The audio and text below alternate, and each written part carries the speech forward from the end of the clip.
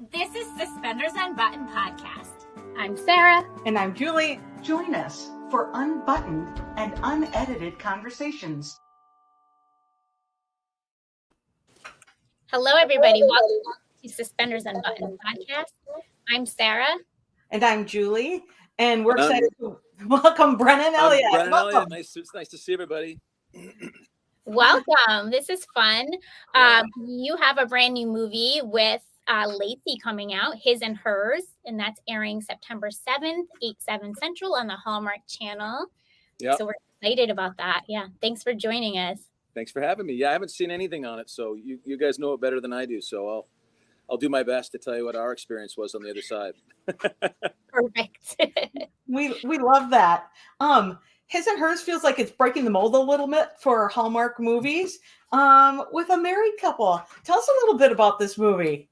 We usually, I've done, I think, 30 Hallmark movies, and it's rare to have a couple throughout the whole thing married. It's it's a little bit out of the box. And, The Gift of Peace, I mean, you've got Miss Christmas Comes to Town. There's certain movies that I've been a part of lately where they really have been trying to just stretch out the brand a little bit, maybe, different colors of blue as opposed to always on the nose. And I'm all for that. I think that's great. There's so many different stories out there to tell. And so this one was one where when I first read it, my first instinct was, okay, a lawyer. I don't know if that's the most exciting person I want to play, because I have one and they're great. He's great, but it's, but it's not really about law so much as it's about, the balance, which I think is a universal theme of, balancing work and the idea of having family and the struggles that go along with that. I like the gender reversal thing of where my character really is wanting a child and wants to start that process, where usually movies say it's the woman wants that was kind of nice. And Lacey and I just,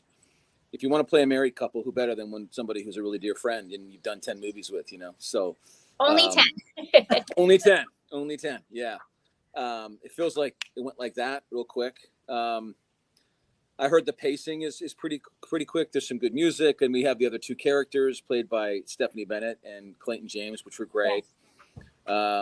We had a lot of fun, and it was I always say it's a little bit out of the box. It's a different Hallmark movie as far as the A+B=C kind of the format, but I think it has a little bit for everyone. But yeah, I'll be able to give you more idea when I see it, but I haven't seen it yet, so I don't know. But it was fun making it. It definitely was fun making it. Yeah, and I think. Sorry, Julie, go ahead. I think it's out of the box, but the heart is the same. Oh, absolutely. Oh, no, you can't lose what's on point with the brand. You got to have heart. You got to have humor. You got to have that banter. Right. As an actor, you got to know how to, genuinely have that affection and that love and that amorousness, and at the same time have a sense of humor and also that banter. If you can do those three things, then, you'll do some Hallmark movies for sure. Yeah, and you and Lacey are, known for your banter. So perfect. And I think, too, as somebody that's been married a really long time, it's fun to see some of these stories come to our screens now. Right. Yeah, it's great. Yeah, it's something that they don't show that often, do they? Right. Sarah? I mean, it's right. But I mean, so many people have families and are married, and as difficult as marriage can be and as beautiful as it can be, there's such an interesting dynamic in the dynamic of being married. I mean, I'm of course married too, and like every marriage, you have good days and bad days, and it's tough, and you communicate, and and if you really love that person. One thing I did love too is that if you really do love one of the themes in it, there's many subplots and themes that go through it. We try to interwove them together, but one of them was if you really still have a feeling. I was talking to an attorney when I was researching this, and he had said to me, and I've known him for years, he said, and he was a family attorney. He says, the one thing I always try to do with people that are trying to either have a divorce or want to go through that kind of litigation is that if there's still love there, fight for it. Mm-hmm. Because that's the Hallmark. That's like one of the, I hate the word trope, but love is a very important emotion and a beautiful emotion. And married couples have that in spades. And why not tell that story of what that's like, Yeah. Like all the stuff in our apartment, in our living quarters, all that stuff was shot in the first week. And we just jumped right in. And because Lacey and I trust each other as friends so much, it made it a very, very accessible and easy and vulnerable and open experience where we could just play. And, right. Obviously say the dialogue, but we went one thing about Lacey and I, wherever I go, she'll go with me and vice versa. And it just makes it more organic and human and real. And that's, I'm not the kind of actor that wants to hit my mark and just be a pretty face and say some lines. That's not going to move anybody. You know, I want it to come alive, and I pride myself in my characters being somewhat different in everything I do. Right. And this was a real stretch for me. I rarely wear a suit. You know, I'm rarely not buttoned up like that. And he's very analytical and passionate about making sure his clients do the right thing. And if there's still love there, fight for it. And that was something I thought that's pretty universal too. So there's a lot of themes in here. And Lisa, our director, was just lovely. I never worked with her. She's fabulous.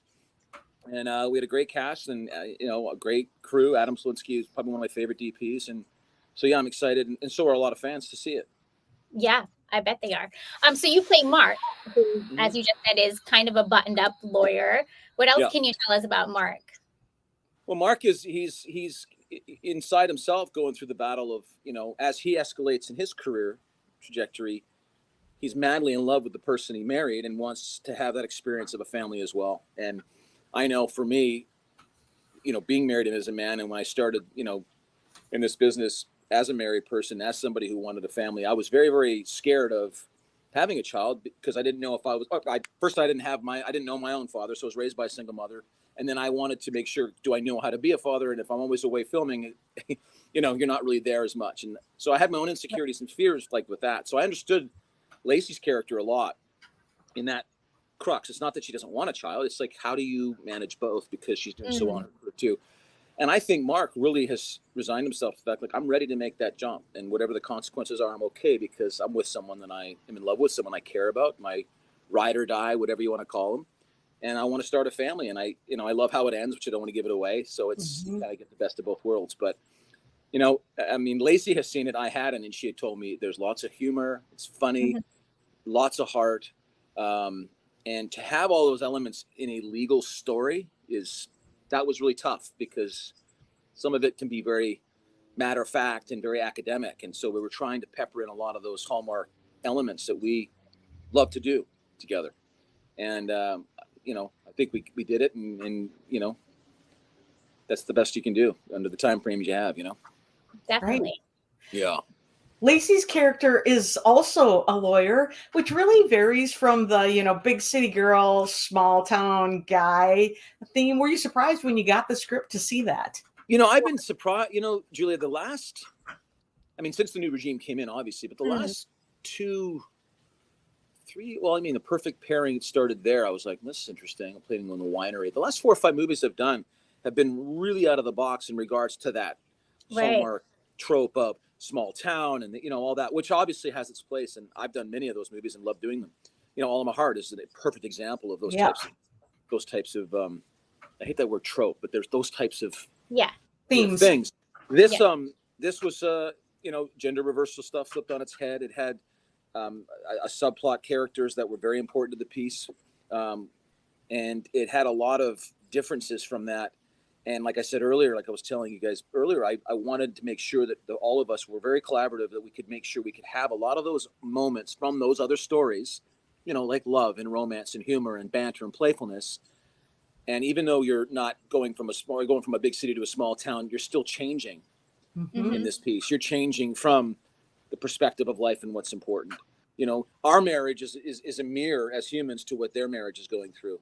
And we wanted it to be a mirror as to why we fight for what we have is just love and being together and having a family. And I love that element of battling change, and change is scary. And can we do what we're doing and still have a family? And if we don't have a family, we're going to have regrets down the road, or, these are questions that, and for me as an actor, I try to make everything as human and real as possible. So I was drawing up a lot of stuff personally for me that I think even in Lacey's character, I went through as a man, and I think it's universal. I think a lot of people that are watching it that have kids or are married will understand and be able to connect to it. And so, yeah, I think Hallmark's stretching it a bit, doing a lot of different types of stuff. And this was one of those. And, it did, when I read it, I was like, wow, this is different. I mean, I knew that right off the jump, Right. But I think we still found those elements to keep it in the brand and in the Hallmark universe as far as what the fans love to see, As someone who's a working professional, and almost everyone I know is more relatable. Like, and I'm not 20 something. I'm an established person who has got a history and stuff. So it feels like it was a little slow to come, but it feels right. Yeah, and there's people, like I have people that watch Hallmark or diehard Hallmark fans or fans of mine or anything, and they'll watch those old movies of this, going to a small town and having those change, and they actually prefer, when I would talk about this story, this is something that they can relate to because of what you just said. And that's the great thing, is that the Hallmark now is trying to broaden its brand and tell stories that are diverse. And I don't mean just gender or like skin color or sexual orientation, just diverse in tone. You're having masculine characters that aren't just a foil for the leading lady. They have a story, and these leading ladies are having, instead of that, A plus B equals C storyline, they're getting these really complex. I think a lot of the characters have a little more vulnerability at times, which has always been something that they leered from in the past. Seeing someone maybe going through some vulnerability or Gift of Peace is a perfect example of a movie that's really out of the box at that time and dealing with very, very painful experiences that people go through. My wife's, no secret, my wife's had years and years of battling cancer, and that was a movie I fought to want to do. And Nikki and her dad, and losing her dad to dementia, Alzheimer's. It was something that was close to our heart, and it radiated and did well. And but it was something that I don't think would have gotten made 5, 6, 7 years ago. And I don't think our audiences, I don't think they're scared of that kind of stuff. I don't think they are want to be spoon fed the same. I think they're very educated and they're open, and a lot of them, like you said, are people that are mature adults that have jobs and careers and have experiences that someone in their 20s hasn't experienced yet. And so let's tell those stories, because that's what our audience is. Yeah, I think people are ready for that, right? It still has.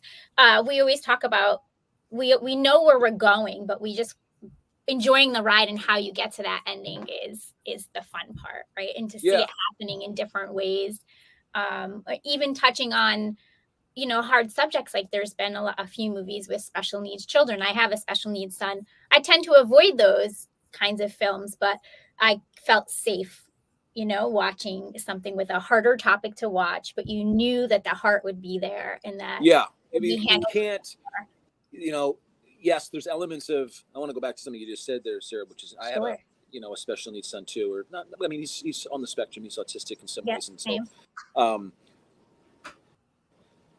those are hard stories to tell, but they're stories that people are living every day, and and it's important to tell them. I think Hallmark is I could be wrong here, but I feel they're getting away from the fantastical story that is kind of some Harlequin novel, which has its place, and we still do those. And we enjoy getting a little more grounded, which is obviously very interesting for an actor too, because you really gotta, I always tell actors, they go, well, I got a Hallmark movie offer, and I might go do it, and I don't know if I want to do it. I go, what are you scared of? He goes, well, it's only because you get a script, you got a week to prep, and then you got 15 days to shoot it, and you only get a couple of takes. And so you want to make it human and irreverent, and I take pride in, and I know many of my colleagues do, of trying to make it seem like it's real talk, like these are real people. You're a voyeur seeing a real experience. And sometimes if you do your job as an actor, people might walk away and feel a little uncomfortable with a scene or two in there. But life isn't always, peaches and cream, And the moments that are really beautiful and uplifting are even more uplifting if you're coming from a place of sometimes pain or a little struggle. And me and Lacey on this one, we're really cognizant of, yes, we're going through a real life universal struggle here. How do we make sure it's in on brand, on point, fun, loving, sweet, quirky, all the things that we have to do, but still tell the story from a real and honest place. And that could be difficult with certain types of movies like this, but everybody was on board to try to do that. And the fact that you, Sarah, and Julie have seen it and have gone and can respond to that positively means that we hit some notes that we really wanted to attain to, Yeah, definitely. Speaking of working with Lacey, and you've made so many movies together, how do the two of you make it like a different dynamic each movie? Well, this one's the most different we've ever done. There's no question that,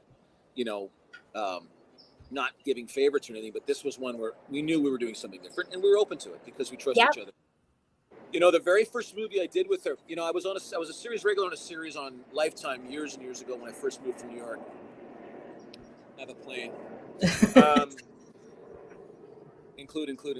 But no, she was doing a guest star. She just got off Party of Five a couple years earlier. Mhm. Obviously, big star. We all loved her, and she came in. And I only met her for a few minutes, Mhm. but she had remembered meeting me, and I'd remembered meeting her. And so when I saw the movie, the first All in My Heart script, and they said, "Would you want to do this?" And it's with Lacey Chabert. I knew exactly, and I said yes immediately. The very first scene we shot together in that movie was me, coming into the house after being on the train and losing my job, and she thinks I'm drunk, and I'm tying my tie, and I had this whole monologue where I'm like, "You have the goat, and you've got to." And if I remember telling the director after one take, we did one take, and I remember getting after one take because I hadn't done any Hallmark movies really that much, and I was like, "Wow, we only get one or two takes. Okay, well, I gotta figure out." But it was so easy. It was like I knew her my whole life, and I've said this a million times. She's open with me, we trust, and we just went with it. And I thought, don't even think I'd spoken to her yet. It might have said hi, and it made it. It was really, even Peter was like, I would just set the camera up on you two, and that's it. I don't even have to. And you don't like. I had an interview yesterday with someone, and I said, I don't dislike the word, but it gets a little overused. Chemistry, Right. chemistry. I believe I've had, been lucky enough to have great chemistry with all my leading ladies, but this is beyond that. This is something different. It's a chemistry that you can't really like there's certain actors that'll work with somebody and be like, I love everybody I've worked with, but there was some level of, I don't know, it's kinesthetic, or I don't know what it is, but it really, really works. And we're very blessed and lucky to be able to have somebody we can work with and have that experience. And this one was out of the box, but 10 movies. Feels like it's incredible, to be honest. And when I knew when they sold this movie to me, or they were trying to pitch me to do this movie, they said, this is kind of like Adam's Rib with Spencer Tracy and Katharine Hepburn from 1949. So I went and watched the movie.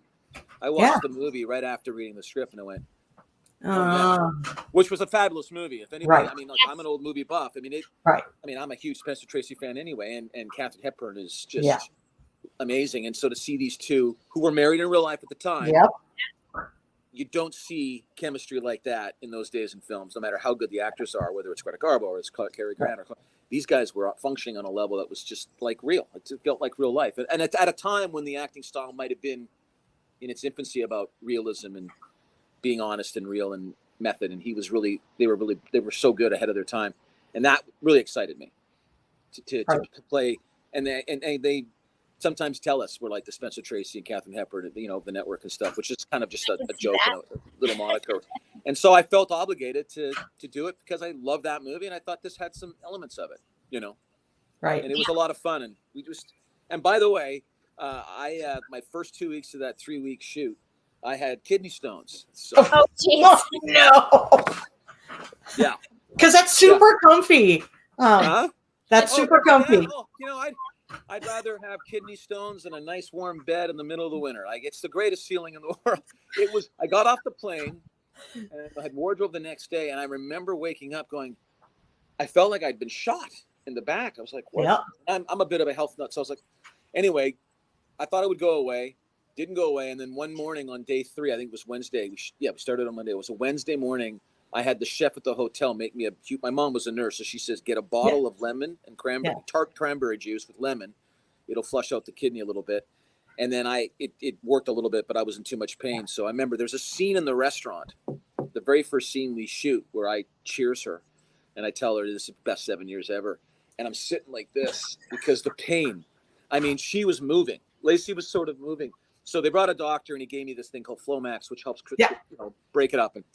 And then by the last week, I felt a little bit better. But yeah, I was a little worried, to be perfectly honest, because that is the worst Easter egg we've ever heard. We have pain. Hey, we always ask the honest truth with me. I ain't gonna, I'll be honest. I'm not gonna sugarcoat it. And look, there's also benefits. It makes you focus more, makes you just not be too precious. It's like, let's just get in it and get it done. And sometimes you're free, So, but it was funny because I remember Clayton James. I had a scene with him, and he was like, hey man, you all right? I go, what? He goes, you kind of feel like you're bending over a little bit. Are you all right? Your back hurts? I go, dude, I got kidney stones. And I guess he had a friend that had it. He goes, like the doctor wanted me to take 2 weeks off and just rest because that's the best. You're like, I only have 2 weeks. I said, I only got 2 more weeks of shooting and I work for Hallmark and this is important. So we're going to bang this up. But I was assured that it's not noticeable by any stretch of the imagination. So I was quite happy. And these things happen. I'm sure other actors go through things in their lives and you try to include it into the work, but sometimes it's, I remember when I did All in My Heart, The Wedding, my wife had just had her first major surgery for her journey up with the cancer she's going through.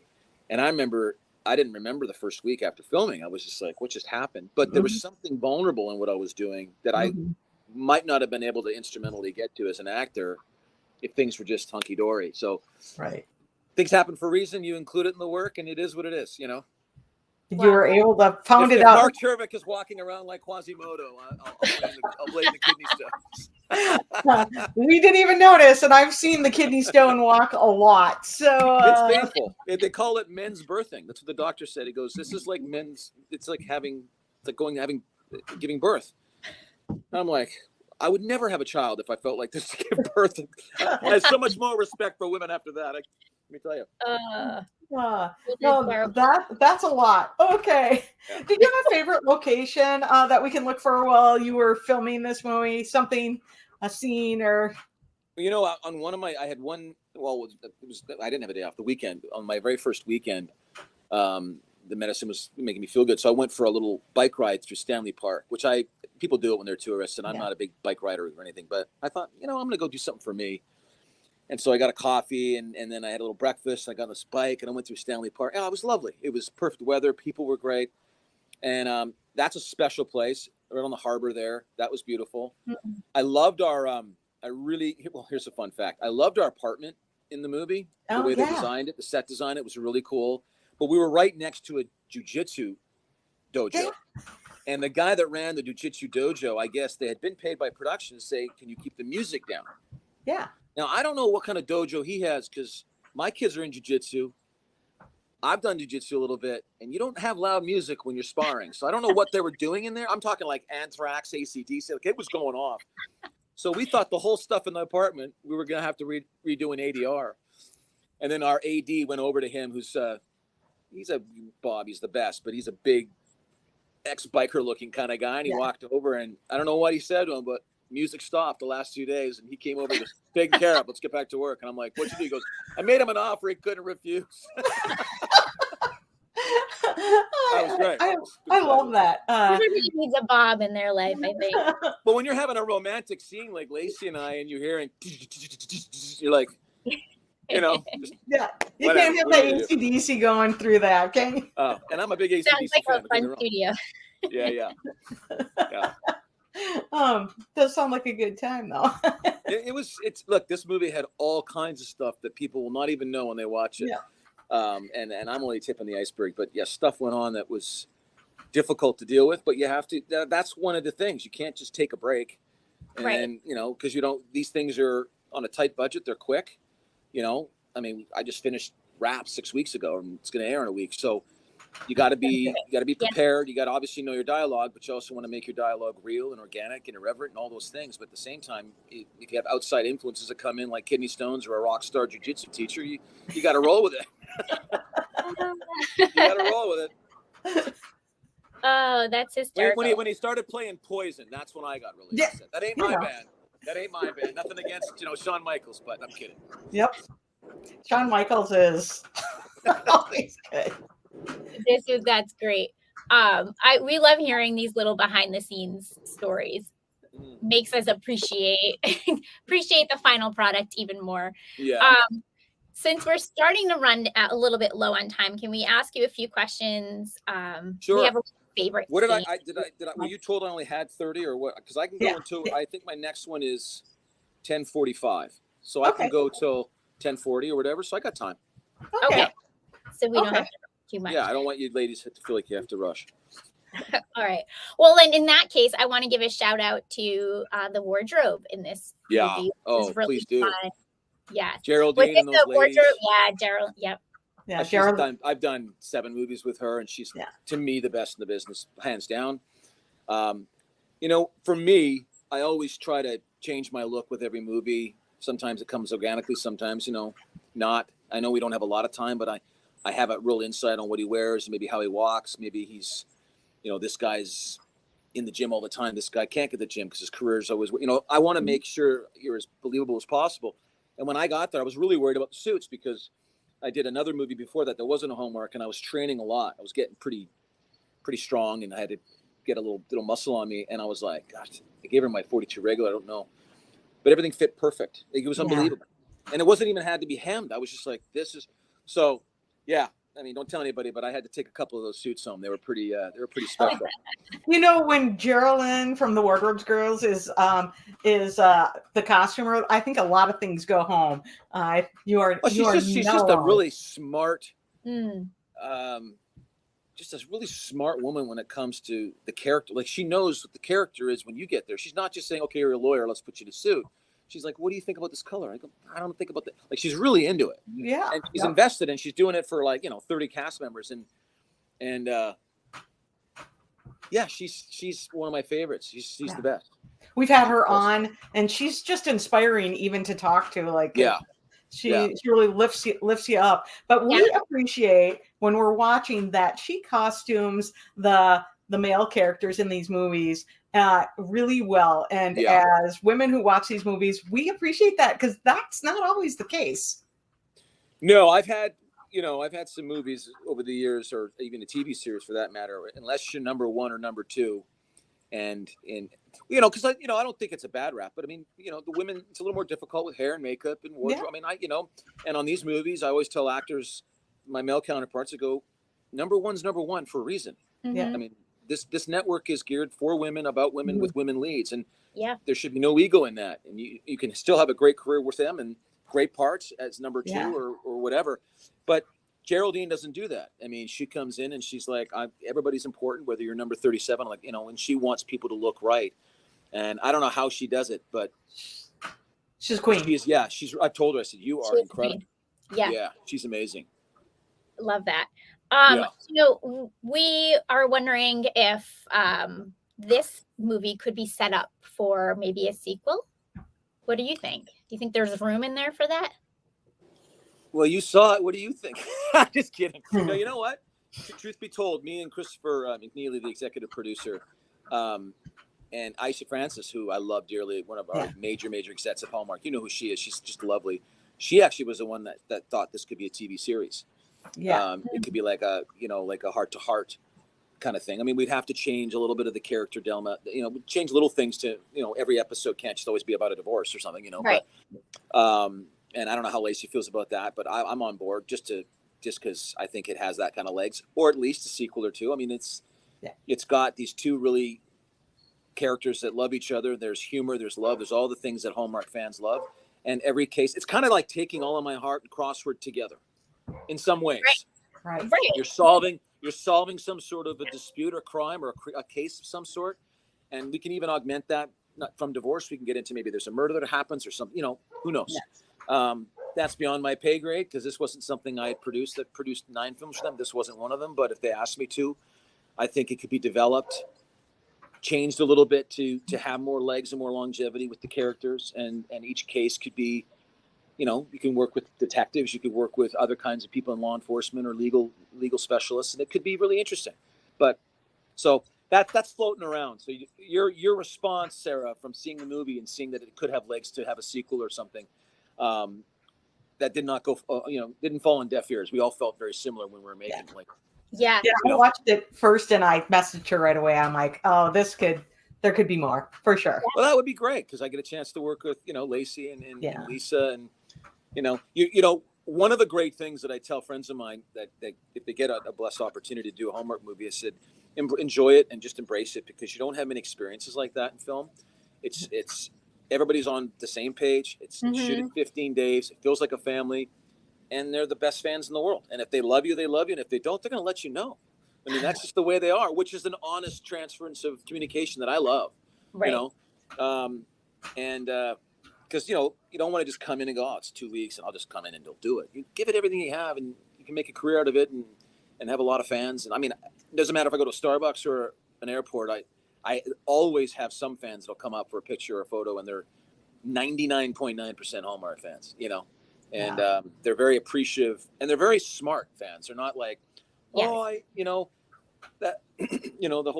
whole trope of small town coming or going from a big city to small town. No, they want to see these diversified stories. They want to see women that are powerful, that are going through a struggle, or a man is maybe wanting to, all that stuff. And so they tell me these things years ago about, you should do a story about this, and they're really, it's great. So I feel like Hallmark isn't afraid to stretch it a little bit. And this is, look, it could fall on deaf ears. It could be one that's not like the Alma Hearts, the Crossword, but you got to take a risk. I'm a risk taker. I don't want to do the same thing over and over again and get bored. I was telling a friend of mine, I go, I'm not interested in hitting my mark and just smiling and being a pretty, that's boring to me. And there's personalities that can do that, and then there's actors. And if you're the same in every single movie, in my opinion, you're a personality, and that's fine. There's places for that. But great things is there's some actors that try to look and feel and speak and have different energy and emotion in every scene. It should be an emotional. When you watch a movie, every character should have all the colors of the rainbow, because in life we have it. In this interview, we're going through it. Yeah. And sometimes I'll watch movies or a TV show or whatever, and you see that it's the same. Right. That's fine. Yeah, it was a nice movie. I enjoyed it. But there's no color. There's no life. There's no love and joy and insecurity and fear and all those things that we go through. And Lacey and I try to take pride in trying to find those elements to make it more human and real. Right. The greatest thing you can hear is when somebody at a con or something comes up and goes, I felt like it was so real. Like I was a voyeur. Like it's like, it didn't look like acting. Then you've done your job. Whether they respond to the material or not, Yeah, you want your viewers to have a connection to something, right? Whether it's the emotion or storyline or character. Absolutely, Sarah. That's what I like when I'm watching something, is that connection to it. Yeah. That's what I don't know if it's in the movie. There's a scene on the couch with her and I, and she says something very endearing to me, and I get tears in my eyes, and I say, I love you so much. That line was improvised because we were done the scene. But Lisa says, I just want to watch you guys. So I just keep going, and I'll cut afterwards. And that's that means you're clicking, you're making it real, and you're reverent and human. And, you don't want somebody, I watched your movie. Oh, it was great. It was if you can see a scene and know how they're going to say the line before they say the line, that's not good. That's not good. You should feel like it should look like it's improv when it really isn't. I get all the time, you improvise all your lines? I go, no, very, very, very rarely. I might do a button on the end of a scene with Lacey, because that's like in one of the All in My Hearts. I think it was All in My Heart, the wedding. We had to go to a concert. We had to go through the door, and we got stuck in the door, and we were bumping. Well, that wasn't even in the script. And I was like doing this to her. She was doing this to me. And she's laughing and I'm laughing. But that's because we trust each other. And it was endearing and real and honest and goofy and funny, all the stuff that human life should be. Right. And I take pride in that. It's a lot of hard work, because you're home by 9:30, you're rehearsing for an hour and a half, and then you're trying to make choices for the next day and make it. It's very easy to sit there and just go, okay, I know my lines. I'm going to hit my mark. I'm going to talk to her. That stuff bores me to death. So I don't do it. And she doesn't either. And maybe that's why we did 10 together. I don't know, but yeah. Right. And Nikki DeLoach and a lot of other women I've worked with are very similar. It's like the gift of peace. We could have not phoned it in. We could have done it as a TV movie for Hallmark. The topic is the star, but we went to some emotional places together that nobody will know on the day, that we could have. It would have been easier not to, but we did it for the emotional timber of the piece, because you have to. And people that are going through that experience were really responsive to it, and we're thankful that someone showed, people that are really in struggle, and for that type of movie. This movie's comedy and a little bit different, and I do a lot of comedy and I have a lot of fun, but it's got to come from a real place. Right. Yeah. So you and Lacey have done quite a few projects 10 together, and so are there any Easter eggs for people who know your work?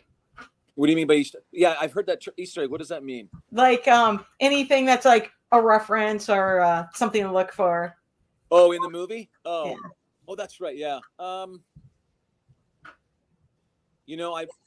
can't remember, but there might be something about a goat. If I can't remember. Have you seen it, Julie? Yeah. Okay, so you guys know and I don't. I can't remember. The movie is there might be something in there, huh? There was something written that was an Easter egg, and I asked the director, I was like, what are you talking about? I thought it was about Easter. But there's a couple in there for sure for a lot of the Hallmark, All of My Heart fans. Yeah. Those are big movies. People really know those movies. Yeah, so we did add a couple of things. I don't know if they're still in there, but if you're nodding like they are, then great. Yeah. So I'll leave it at that. But yeah, I know there has to be something about a goat. So there might be. There might be. I mean, There might be. everyone loves their kids, right? Yeah. Oh, Ricky. It is super fun. I still think that's one of my favorite things about those movies is his kids are on his phone. You can't even. You can't even. They steal every scene. First of all, right? Right. And you can't wrangle. Even the wrangler, who was a professional goat wrangler, couldn't Right. wrangle him in. No. And so I remember the very first movie we're in the barn where they're born, where the babies, and I'm just sitting there and we're trying to talk about names, and it's amazing. They're like babies in our lap, and it was calm. That took us like 3 or 4 hours to get them to that point. It was like, because they're running around and they're like my kids when they were young. You can't get them to, Yeah. But there is a couple of Easter eggs dropped in. Yeah. That I think the fans will, if they're hardcore All My Heart fans, they'll get it. Yeah. They'll get it. Love it. Speaking of fans, you aren't a stranger to doing some of these fan events. So will you be at any upcoming events? I'm proud to say that I'm going to Kansas City for their big Christmas celebration for Hallmark, which I'm honored and can't wait to do that. And I don't know. I might be. I'm not sure. I might maybe not this year, but I went to Christmas Con in New Jersey the last few years, which was lovely. Yep.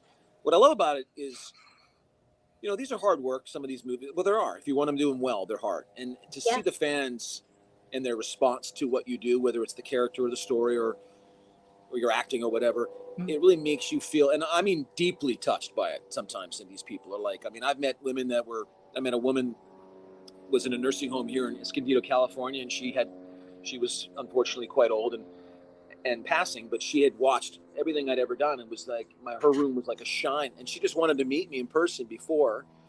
When you're 93 years old, and you're 93 years old, and I said, so I drove 3 hours, met her, had pizza, talked to her family, and she was like, you're really conscious when you're close to that part of the journey of life, and she says, please don't change. And I said, okay. And she says, because you have the biggest heart in it. I love your roles. It makes me forget about my treatment. And at the time when I heard, I thought, oh, that's so sweet. Gave her a hug and walked away. And I was like a little sniveling, little 13-year-old baby in my car going, that's the sweetest thing I've ever heard anybody say. Yeah. But that's what these movies do to these people. Yeah. The fans of Hallmark, they get it's not background music. Like, they watch these and they get moved and they get touched by them, and that's why they're such a fervent fan base. And so if I'm ever invited to a convention or a Hallmark event, I always say yes, because they're just really fabulous fans. And I don't say that to be a homer. I mean it. They're fabulous. Yeah, I agree. Yeah. People will be excited to see you in Kansas City. That's a brand new event, so everyone's excited. First time this year. Yeah, first one. Yeah. And are you the first weekend? I think I'm fourth. The fourth weekend. Okay. I think I'm the fourth weekend. Autumn Reeser, I think. Yep. Barbara Niven, myself. Yes. I'm not exactly 100% sure. I think so too. I think that's weekend 4. Yeah. Okay. So I think I'm there the 19th to the 23rd or something. Yeah. Which, if you want to go to a Christmas event, get as close to Christmas as possible. Right. So the only time I've ever been I was in Kansas City once when I did Christmas Melody with Mariah Carey directing. So, and they got great food there. And it's a great town, and obviously that's headquarters central. So it'll be a lot of fun, and to see all the other actors that you've worked with or are going to work with in the future. And then meet the fans. That's the main thing. I'm excited. Yeah, it'd be great. Yeah. It's going to be fun, I think. Okay, let's play our little game. It's a favorite sort of game. So do you have a favorite rom-com? A favorite rom-com? In the Hallmark world, or a favorite rom-com period? Anything. Oh, man. Or one you like. Yeah. Gosh, that is a really hard question because there's so many. What did I watch recently? I thought, Sleepless in Seattle was well done. It was an honest portrayal, but it was funny. Tom Hanks was great. And so was Meg. Meg. Yeah, I don't know why that just came off the top of my head. I saw that a couple months ago, and I think that's the last real big. They're not making as many now as they used to as far as A-list features, which I hope they do come back because I think there's Hallmark's doing them, and I think that's good. But I think that there's a place for those. That one just came to mind for sure. Do you have a favorite TV show or a show you're currently binging? Well, my show, I was a part of a show called Unreal that's on Netflix right now. So I have friends that are wanting me to watch it with them, and because they never saw it when it was on all these other streaming services. But I'm a big, it's really weird. I'm a bit of a, like, I like to watch, like Datelines or like documentaries. Yep. I love documentaries. I'm not a TV series watcher or anything like that. I mean, documentaries on this person or that. I get into all that. And I think it's just because my wife says she loves watching all the movies and TV shows and stuff. When you're in them and you make them and you do them or you produce them or you're acting them, when you come home, it's hard to watch that kind of, you know what I mean? It's just nothing against it. I mean, we just need to like disassociate a bit. A little bit, and if I do go to the movies, it's usually a kid's show with the kids, and I'll watch something they want to watch. We just watched, my wife wanted something really funny. She likes funny movies, and we watched Awkwafina and John Cena and Jackpot, which was on Netflix. And I'm not it was her pick. Yeah. But, it was goofy and funny, and it's a little bit camp, but in the right ways. Yep. And John and her are funny together, and I had a good laugh. And then I said to her, this is why rom-coms work. Now, it wasn't a romantic comedy, but this is why people come to Hallmark, to feel a level of laughter and a level of endearment and charm and charisma and sweetness. And the movie, did bonkers up for John and Awkwafina. So, but I mean, I think because I'm doing them, I like to watch some other documentaries and documentaries on rock stars, or I don't know, like I just watched a documentary on Thin Lizzy, and because I was just my buddy's a bassist, and I was like, it was fabulous in their personal, it was just fabulous. So that kind of stuff I always like too. But I mean, Sleepless in Seattle I just saw, and I love all the rom-coms. I mean, there's even some of the like, it's not a rom-com, but it even like Purple Rose of Cairo and like some of these like old movies, like Woody Allen had a lot of humor and some really powerful female leads, which you have to have that in a rom-com. You can't just obviously have it's romantic comedy. Wedding Planners is not a rom-com, but it's a funny movie. So there's so many. That's the great thing about the rom-com universe, is that you can tell a story in a different color all over. It doesn't have to just be on the nose. That's true. Yep. Yeah. Love that. Okay, what about a favorite hobby or pastime when you're not acting, producing, and all that? I love, I love to now presently. Well, back in the day, I was a hockey player, so I would always be on the ice, skating, playing hockey, playing golf in the summer. I love to do both of those.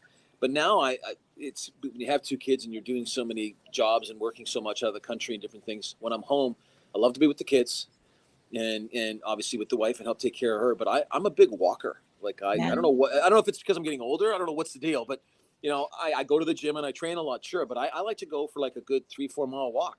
Yeah. If the weather's not too hot, and for some reason, if it's quiet and there's not a lot of traffic and people around, it's this meditative. I can talk to myself, can think and disconnect. Don't bring my phone. Yeah. And just have a moment to yourself. Get some steps in. It's good exercise, cardiovascularly, but. That's kind of a hobby I do now. And then I still am, but it's been a while since I've watched because I've been so busy, but I'm a big UFC fan. So I'll watch the Ultimate Fighting Championships. Yeah. I used to watch everyone since 1997. It's getting a little too much now. They're almost every weekend. And I think it's lost a little bit of its luster, but I love watching that. And when hockey season starts, that's the one. It's tough to get me away from a hockey game, no matter what. I don't care what you do, All right, who's your favorite hockey team? Birthday and I'm watching a hockey game. Who's your favorite hockey team? Right now, because hockey is my childhood, right? So it gets me away from everything. I get back to Brennan the Kid again. Yeah, I'm really into the Oilers right now. Don't tell my Calgary Flame fans, because I was just gonna say. But I think that team's gonna pull it off this year. I loved what Florida Panthers did. I thought they were a great team. When I was growing up, I don't know if you ladies know anything about hockey, but when I was growing up, there was a team called the Hartford Whalers. Yep.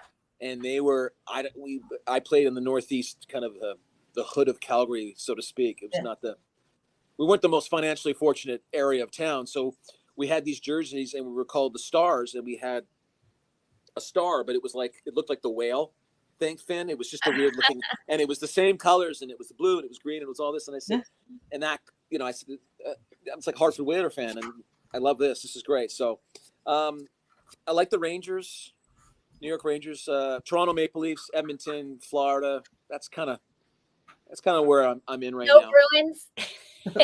You know what? No, I love. You know what? They better get Swayman, because if they don't get Swayman, you guys are in a little bit of trouble. But they got to lock him in his contract. He's pay him the $10 million a year and just let him stop the puck. But I mean, I love Marchand. I mean, I love the. I don't know anything other than that's who I know. I have. Do you to live in vote. Boston? I right outside. Yeah, Yeah, Rhode Island, yeah. Providence. Yeah. I know. I live in Minnesota. Oh, the Wild. You know what? Well, the Wild state is of always hockey. a tough team. Oh, and No, the Wild Minnesota is always a hockey disappointment. town. Yeah, but Minnesota's a hockey. That's a hockey place. It's a hockey state, the state of Yeah, hockey. hockey That's us. state. I used to play there when I was a kid. One of So- the worst winters I ever experienced in my life was in the Twin Cities, man. I was like, this is gnarly. Like minus 70, like.